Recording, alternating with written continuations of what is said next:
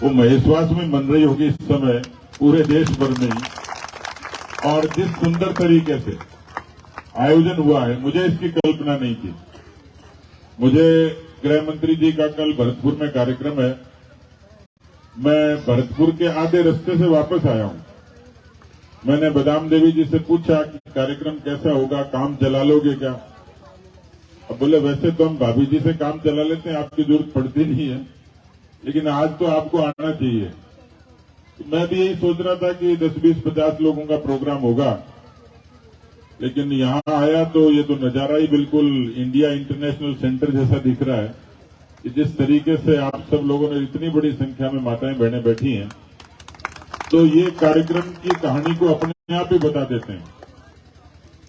यानी अंबेडकर जी की जो उनकी वाणी, उनकी लेखनी, उनका व्यक्तित्व में जो ताकत थी, और शायद कभी कल्पना अंबेडकर जी ने करी होगी कि कोई ऐसा दिन आए कि जब एक जाजम पर सभी भारत के वासी, सभी समाज के लोग, 36 कौम के लोग सारे भेदभाव उठा बुलाकर और एक जाजम पर बैठे हैं।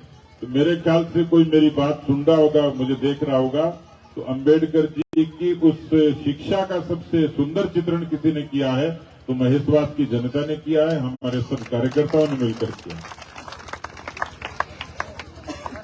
मैं निवेदन करना चाह रहा हूं, वैसे तो बहुत सारी बातें कही, बहुत अच्छे तरीके से कही। मुझे ध्यान है कि एक बार ऐसी सम्मेलन में अर्जुन मेघवाल जी आए थे और ये बदाम देवी जी भाषण दे रही थी। अभी तो रामफूल जी तारीफ कर रहे थे कि बहुत अच्छा बोली।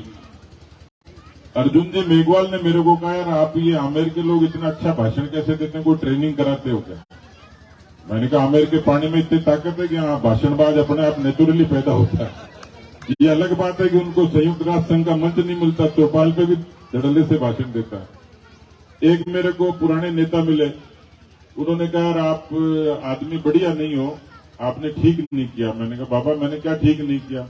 बोले पहले 4 नेता होते थे, उन्हीं के इर्द गिर्द चक्कर काटते रहते थे, आज तूने 400 नेता गली गली में खड़े कर दिए बीजेपी का झंडा लेके कि मोदी जी को वोट दो, बीजेपी को दो, कमल को दो। इससे भला ये हुआ है, और मैं अकेला, मेरी तारीफ तो कर रहे थे, इस तारीफ के काबिल हूं कि नहीं हूं, लेकिन मुझे ये जरूर गर्व है क्योंकि मैं पार्टी का 3.5 साल अध्यक्ष रहा, मैं एक विधानसभा क्षेत्र में गया। एक व्यक्ति कभी भी पूरा नहीं होता है, एक व्यक्ति कभी भी परिपूर्ण और संपूर्ण नहीं होता है। राजनीति और समाज में काम करने वाले व्यक्ति के लिए, और इसकी फौज से भी तुलना करूं, उस सेनापति जो होता है उसको पुजवाने का काम, उसके पीछे लड़ने का काम, संघर्ष करने का काम, सुख दुख में खड़े होने का काम उसकी फौज करती है। समाज जीवन में भी जो संगठन होता है, जो विचार होता है, वो तभी प्रबल होता है कि उसके पीछे लोग कितनी शिद्दत से खड़े, कितनी संवेदना से खड़े, कितनी समर्पण और निष्ठा से खड़े हैं। तो मैं अलग अलग विधानसभा क्षेत्रों में जाकर देखता था, कई जगह मुझे हमारी कमजोरी लगती थी, उनकी अच्छाई लगती थी, लेकिन आज मैं 3.5 साल अध्यक्ष रहने के बाद इस नतीजे पर पहुंचा हूं कि आमेर की भारतीय जनता पार्टी की टीम वो सर्वश्रेष्ठ है जो कोई भी परिणाम लाने में सक्षम है। दूसरा, जो गली गली में नेता पैदा हो गए, ये कोई उपहास में, व्यंग में, मजाक में कह सकता होगा या विरोध में ही कहता होगा, लेकिन यदि ये 400 एम्बेसडर नहीं होते तो मैं आमेर में 1500 करोड़ के विकास का काम कभी नहीं करवा सकता था, क्योंकि मुझे नीचे से जानकारी आती, छोटी छोटी चीज की जानकारी आती थी। उस जानकारी ने ही मुझे प्रेरित किया, क्योंकि ये विधानसभा तो यही थी, लोग पहले भी आए थे, तो फिर 350 करोड़ की सड़कें क्यों बनी? मैं तो निमित्त था। 31 सीनियर सेकेंडरी स्कूल क्यों क्रमोन्नत हुई?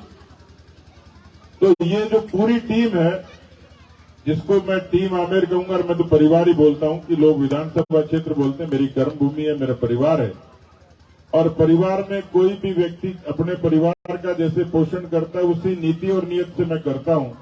यही कारण है कि राजस्थान के जितने विधायक हैं, मुझे यह सौभाग्य मिला कि विधायक कोष का केवल 100% नहीं, 125% खर्च करने का रिकॉर्ड किसी ने बनाया तो आपके इस विधायक ने बनाया, आपके इस बेटे और भाई ने बनाया। पर यह काम मैं अकेले नहीं कर सकता, ये काम आप सबके सहयोग और आशीर्वाद से हुआ।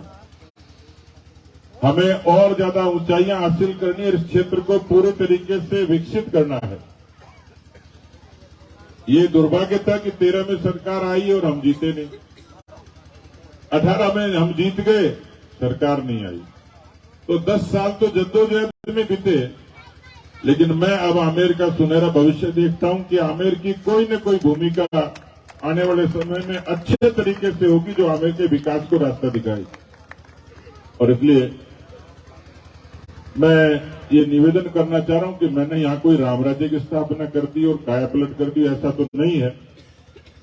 लेकिन एक इच्छा थी कि जहां जहां जिस तरीके की कमियां दिखें उसको पूरा करें, और उसमें बहुत लोगों का सहयोग मिला, अधिकारी कर्मचारियों का भी मिला, अलग अलग तरीके से भामाशाह थे उनका मिला, CSR के पैसे से हम बहुत कुछ कर पाए। लेकिन अभी भी मैं चाहता हूं कि जयपुर के नजदीक होने के कारण जो लाभ मिलना चाहिए वो लाभ आमेर को आज भी नहीं मिला। लेकिन मैं यहां धन्यवाद दूंगा देश के माननीय यशस्वी प्रधानमंत्री नरेंद्र मोदी जी को, कि जिन्होंने 2014 में भारत की सत्ता पे जब विराजे तो उन्होंने जिस तरीके से जो नीतियां थी, चाहे गांधी जी की ग्राम स्वराज्य की थी, चाहे पंडित दीनदयाल उपाध्याय की अंत्योदय की थी, और चाहे समरसता और समता की नीतियां बाबा साहब अम्बेडकर की थी। और इसलिए मुझे गर्व होता है कि पार्टी का नेता जब सक्षम और सबल होता है तो देश के नागरिकों को भी गर्व होता है, उनको भी गौरव होता है। किस तरीके से चुनौतियों से देश को निकालकर आज उन्होंने दुनिया के विकसित देशों में भारत को खड़ा किया है। आपको ताज्जुब होगा, किसी को जानकारी हो सकती है और किसी को नहीं होगी, लेकिन आज भारत दुनिया की 5वीं बड़ी अर्थव्यवस्था बना है, ब्रिटेन को पछाड़कर, जिसके हम गुलाम होते थे। हम जिसके गुलाम रहे उनको हराकर हम दुनिया की 5वीं अर्थव्यवस्था बने। भारत की सेना, जिसके पास केवल 303 राइफल के नाम से जानी जाती थी कि लड़ाई के लिए सबसे बड़ा हथियार यही है, आज भारत की सेना 411 तरीके के उपकरण बनाती है और 75 देशों को उपकरण बनाकर सप्लाई भी करती है। नहीं तो दुनिया के सबसे बड़े हथियारों के खरीद के मार्केट हम होते थे। इस दुनिया में 100 वर्षों में एक बड़ी महामारी आई, कोरोना की। ऐसी महामारी थी कि लोगों के हाथ पैर फूल गए, और दुनिया के देश जब चिंता करते थे तो सबसे पहले कहते थे कि पहले सबसे ज्यादा किसी देश में बिखरा होगा, देश बर्बाद होगा, उस देश का नाम हिंदुस्तान होगा। लेकिन मित्रों, आपको हैरानी होगी कि भारत ने 9 महीने में देश के लोगों को बचाव के लिए वैक्सीन बनाई, 250 करोड़ लोगों को वैक्सीन लगाई, और दुनिया के 25 देशों को वैक्सीन देकर भारत ने वसुधैव कुटुंबकम का नारा भी साकार किया। ये कोई सामान्य बात नहीं थी, लेकिन ये नेता की इच्छा शक्ति की और नेतृत्व की करामात थी। 80 करोड़ लोगों को, क्योंकि उस समय जब 100 साल पहले एक बीमारी आई थी स्पेनिश फ्लू की, उस बीमारी में बहुत लोग मरे थे। मरने का कारण था भूख। देश के प्रधानमंत्री ने कहा किसी को भूखा नहीं सोने दूंगा, और यही कारण था कि 80 करोड़ लोगों को अन्न देने का काम देश के प्रधानमंत्री ने किया, गरीबों के लिए। वो बाबा साहब की वही प्रेरणा थी कि गरीब के घर तक अन्न कैसे पहुंचे। मैं अभी आंकड़ा देख रहा था, अनुसूचित जाति के लिए 1,42,000 करोड़ का बजट भारत की सरकार ने गरीब कल्याण के लिए, एससी के कल्याण के उत्थान के लिए किया। 4 करोड़ बच्चे जो पढ़ाई करते हैं अनुसूचित जाति के, उनको 60,000 करोड़ की छात्रवृत्ति आज तक नहीं थी किसी देश में, किसी पहले ही सरकार ने, और जिनका आज हम जन्मदिन मना रहे हैं। मुझे सौभाग्य मिला जब मैं 2019 में एक डेलीगेशन में लंदन गया।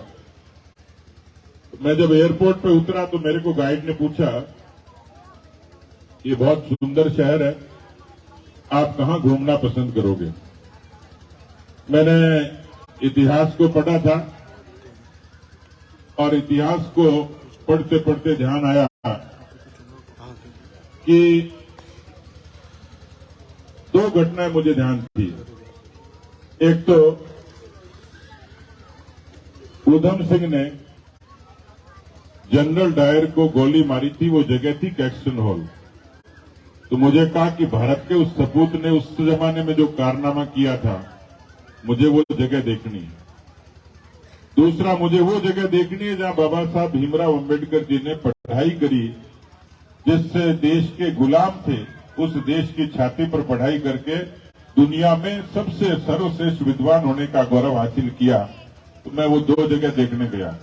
मैंने जब वो विजिटर बुक देखी तो मुझे बहुत गौरव हुआ कि उस विजिटर बुक के आखिरी से पहले पन्ने पर प्रधानमंत्री जी की टिप्पणी लिखी हुई थी।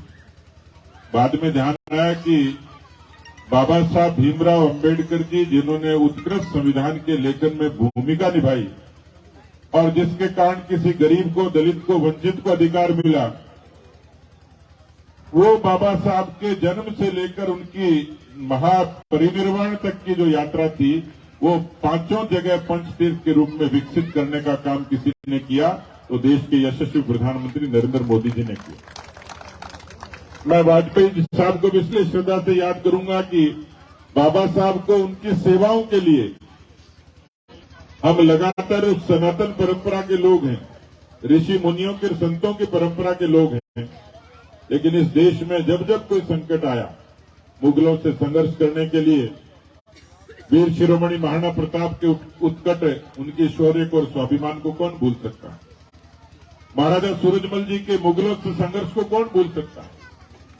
और इसलिए इस तरीके के महापुरुषों से जिस तरीके का उनका इतिहास था, उन्होंने इस पूरे देश को, पूरे समाज को एक सूत्र में बांधने का काम किया। और कालांतर में वही काम बाबा साहब भीमराव अंबेडकर जी ने किया, क्योंकि समाज उस समय अंधकार में था, जातियों में बटा था, गोत्र और कुल में बटा था।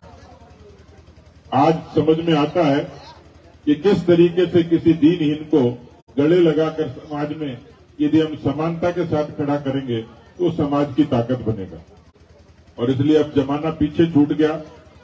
छोड़ो कल की बातें, कल की बात पुरानी, आओ मिलकर लिखें फिर से नई कहानी।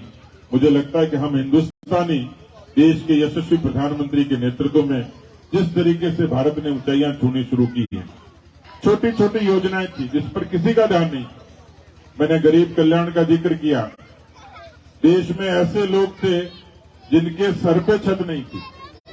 3 करोड़ लोगों को घर देने का काम ये मोदी जी की सरकार ने किया, जिसमें 60% लोग हमारे अनुसूचित जाति के बहन और भाई हैं। उज्ज्वला के जो 11 करोड़ कनेक्शन है, उसमें भी 60% हमारे अनुसूचित जाति के, जनजाति के भाई बंधु हैं। यानी ये सारी, श्री राम जन्मभूमि के लिए कौन कह सकता था, पत्ता नहीं हिला और राम जी के स्थान पर भव्य मंदिर का निर्माण हो गया।